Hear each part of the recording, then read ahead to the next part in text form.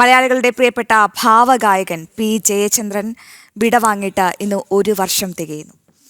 അദ്ദേഹം ബാക്കി വെച്ചുപോയ ആയിരക്കണക്കിന് ഗാനങ്ങൾക്കൊക്കെ അപ്പുറം ഇന്ന് നാം ഓർക്കേണ്ടത് അദ്ദേഹത്തിൻ്റെ ജീവിതത്തിലെ ഏറ്റവും കഠിനമായ ആ പോരാട്ടത്തെക്കുറിച്ചാണ്. വർഷം 2003. പാട്ടിൻ്റെ വസന്തകാലത്ത് നിൽക്കുമ്പോഴാണ് അപ്രതീക്ഷിതമായി ആ സുവർണ ശബ്ദം ഇടറുന്നത്. തൊണ്ടയിലെ അണുബാധയെ തുടർന്ന് ശബ്ദം പൂർണ്ണമായും പി ജയചന്ദ്രന് നഷ്ടപ്പെട്ട ആ നാളുകൾ. ജയചന്ദ്രന് ഇനി പാടില്ല എന്ന് ലോകം വിധിയെഴുതി. ഒരു ഗായകനെ സംബന്ധിച്ചിടത്തോളം മരണതുല്യമായ നിമിഷങ്ങൾ. ആരും തളർന്നു പോകാമായിരുന്ന, എല്ലാം അവസാനിപ്പിക്കാമായിരുന്ന സമയം. പക്ഷേ അവിടെയാണ് നാം യഥാർത്ഥ ജയചന്ദ്രൻ എന്ന പോരാളിയെ കണ്ടത്.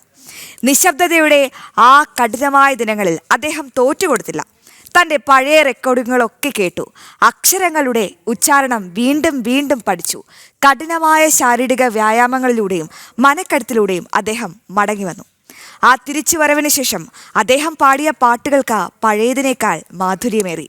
അതായിരുന്നു മിഴി രണ്ടിലും എന്ന ചിത്രത്തിലെ ആളിലെ താലിയുമായി വരൂ നീ തിങ്കളെ ഇതിലെ എന്ന അതിമനോഹരമായ ഗാനം. തളർന്നു പോകുന്നവർക്ക് മുൻപിൽ ജയചന്ദ്രൻ എന്ന നാമം വലിയൊരു മോട്ടിവേഷനാണ്. വീഴുമ്പോൾ എങ്ങനെ എഴുന്നേൽക്കണമെന്നും കടന്നു പോകുമ്പോൾ എങ്ങനെ സ്വയം കെട്ടിപ്പടുക്കണമെന്നും അദ്ദേഹം നമുക്ക് കാണിച്ചു തന്നു.